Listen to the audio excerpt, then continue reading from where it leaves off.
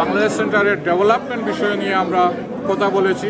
আমরা এই কাজগুলো আগামীতে করব এবং এই কমিটিকে আরও এই কনস্টিটিউশন অ্যামেন্ডমেন্ট করার জন্য আরও এক বছর সময় বৃদ্ধি করে দেওয়া হয়েছে, এক্সেপ্ট একজন মেম্বার, উনি আপত্তি জানিয়েছেন, আর সকল মেম্বারে অনুমোদন দিয়েছেন যে আপনারা কনস্টিটিউশনকে অ্যামেন্ডমেন্ট করার জন্য। আমি আবারও ধন্যবাদ এবং কৃতজ্ঞতা জানাচ্ছি যারা উপস্থিত হয়েছেন আমাদের এই এজিএমে। ধন্যবাদ।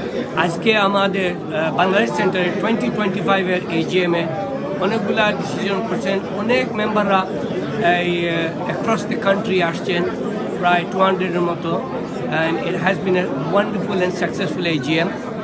এর মধ্যে গুরুত্বপূর্ণ কয়েকটা ডিসিশন হয়েছে। এর মধ্যে হইলে গিয়ে একটা কনস্টিটিউশনাল চেঞ্জেস নিয়ে আসতাম আমরা উইথ টাইম, কারণ আমাদের কনস্টিটিউশনে অনেক জটিলতা আছে। আরেকটা হইলে গিয়া আমাদেরকে এই যারা মেম্বাররা উপস্থিত আছে বর্তমান কাউন্সিল অফ ম্যানেজমেন্টে 1 ইয়ার এক্সটেনশন দিচ্ছেন। আমি মনে করি বাংলাদেশ সেন্টার নিয়ে যা আজকে শুনলাম অত্যন্ত দুঃখজনক ব্যাপার।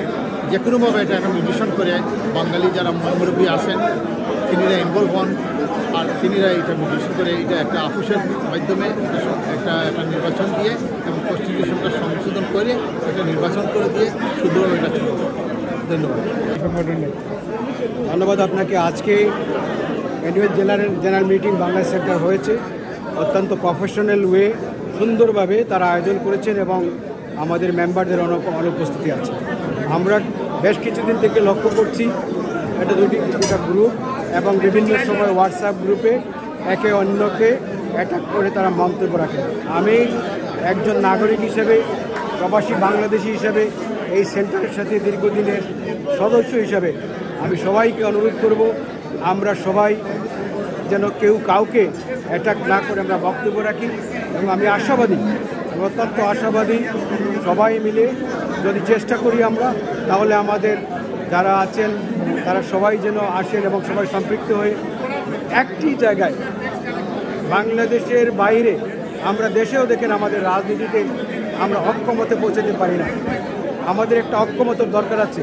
একটা ঐতিহাসিক বাংলাদেশ সেন্টার, যে সেন্টারে 29 জন আপনার মুরব্বী আমাদের যারা চলে গেছেন, 20 জন, তারা কিন্তু আমাদের মুরব্বীরা এটা ক্রয় করেছেন। এবং আপনি যা জানেন, আমাদের সাবেক রাষ্ট্রপতি হুসেন মোহাম্মদ এরশাদ তিনি 1,30,000 পাউন্ড সরকারি তহবিল থেকে দিয়েছেন। এই যে অর্জন, আজকে যে 28 million pound worth of building যেটা আছে, সেটা আমরা রক্ষা করতে হবে। তার জন্য আমাদের সকলের দরকার। আমরা সবাই মিলে যদি আমরা চেষ্টা করি, ভেদাভেদ ভুলে গিয়ে বিগত দিনে যেভাবে আপনারা একসাথে এক টেবিলে বসে কাজ করছেন, আমরা সেই নেতৃত্ব চাচ্ছি না। এবং আমি আরেকটা প্রস্তাব করছি, আমরা দেখেছি বিভিন্ন সময় বাংলাদেশ সেন্টার যে ক্ষমতায় থাকে, যে দল ক্ষমতায় থাকে, সেই দলের সমর্থকরা আপনার করে থাকে, ফ্যাসিলিটেড হয়ে থাকে এবং তারা সব ধরনের সুযোগ সুবিধা নিয়ে থাকে। আমি আজকে প্রস্তাব করেছি, বাংলাদেশ সেন্টার, বাংলাদেশের আমের কমিটির নেতৃত্ব যারা আছেন তারা নেতৃত্ব দিতে পারবে।